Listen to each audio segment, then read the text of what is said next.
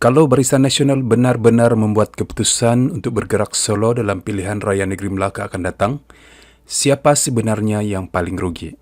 Pakatan Harapan, Perikatan Nasional atau mungkin BN sendiri?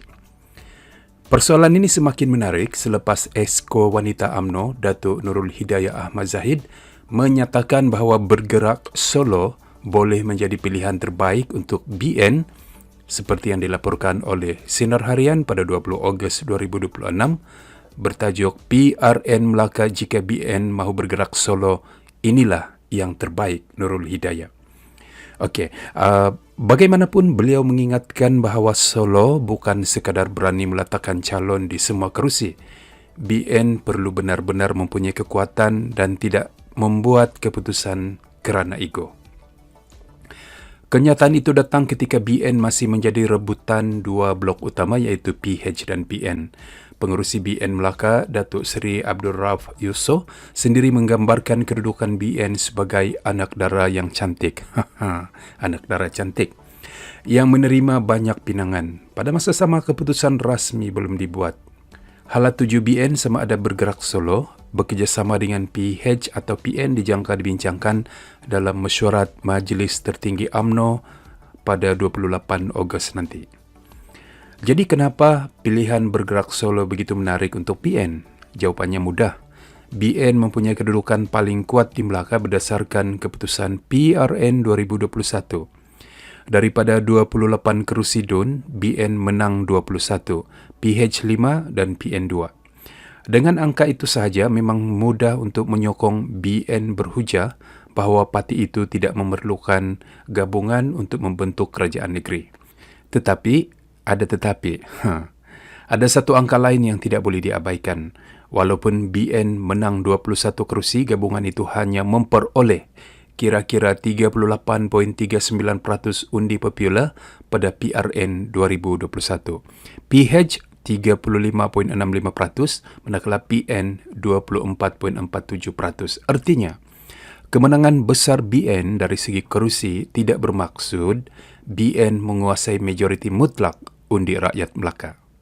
Okey, di sinilah risiko sebenar bermula. Kalau solo, sistem pilihan raya kita menentukan pemenang berdasarkan siapa yang mendapat undi terbanyak di setiap kawasan. Dalam pertandingan 3 penjuru, seseorang calon boleh menang walaupun memperoleh kurang daripada separuh undi. Pada 2021, terdapat beberapa kerusi BN yang dimenangi dengan peratusan undi di bawah 50%. Jadi kalau corak pengundian berubah sedikit sahaja, beberapa kerusi yang kelihatan selamat boleh menjadi kerusi marginal. Kalau BN bergerak solo, pihak pertama yang mungkin terasa tekanannya ialah PH.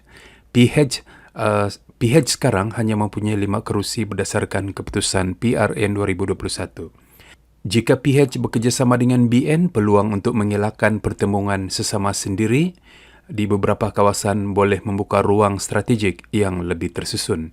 PH Melaka sendiri sudah menyatakan terbuka untuk rundingan dengan mana-mana pihak termasuk BN. Tetapi jika BN memilih untuk bertanding sendiri di hampir semua kawasan yang mereka mahu pertahankan, PH terpaksa menghadapi BN secara langsung. Ini terutamanya berlaku di kerusi yang mempunyai persaingan rapat sebelum ini. PH mungkin mempunyai kekuatan di kawasan bandar tertentu, tetapi untuk menambah kerusi, mereka perlu menembusi kawasan yang kini dikuasai BN.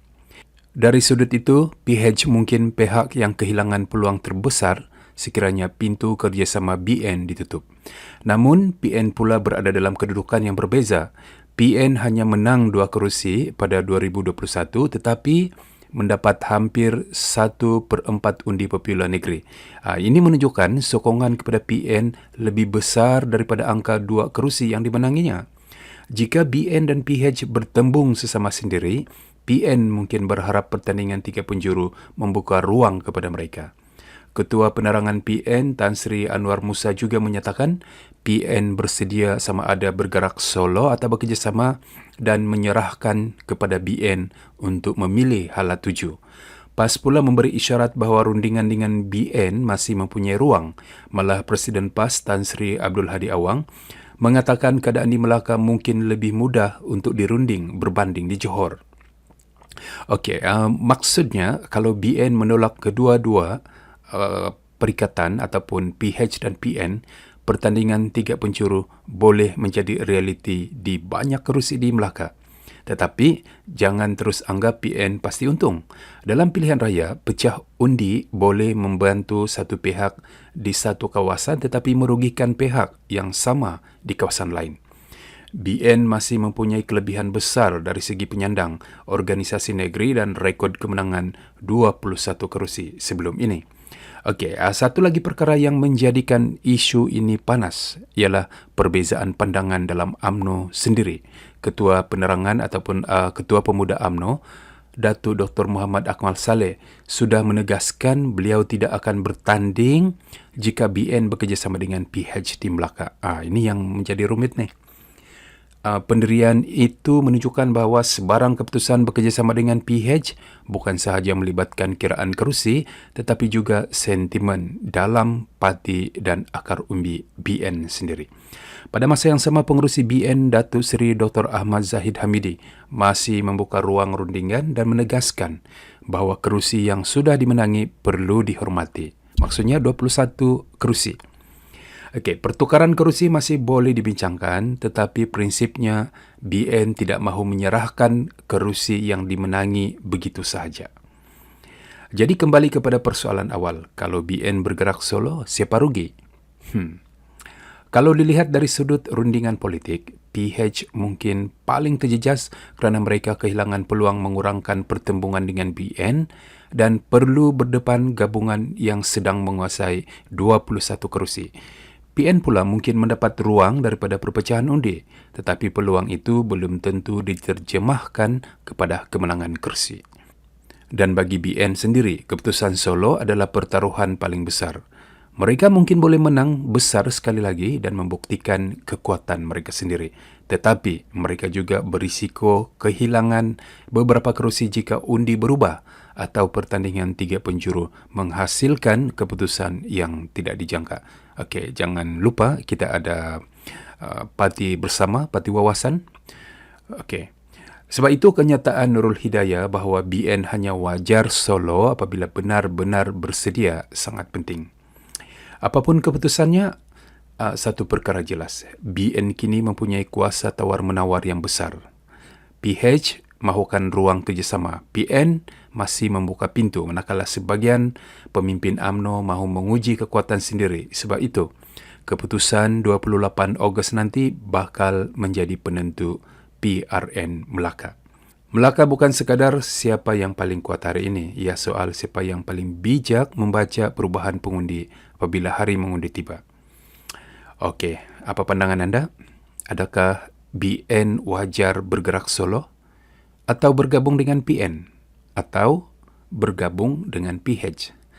Ataupun bergabung dengan PN dan PH? Tinggalkan komen anda di ruangan komen dan berikan pendapat anda. Jika BN bergerak solo di Melaka, adakah PH yang paling rugi, PN yang paling untung, atau sebenarnya BN sedang mengambil risiko yang terlalu besar? Sekian daripada Suara Semasa. Jika anda suka ulasan ini, jangan lupa like, subscribe untuk berita-berita yang seterusnya.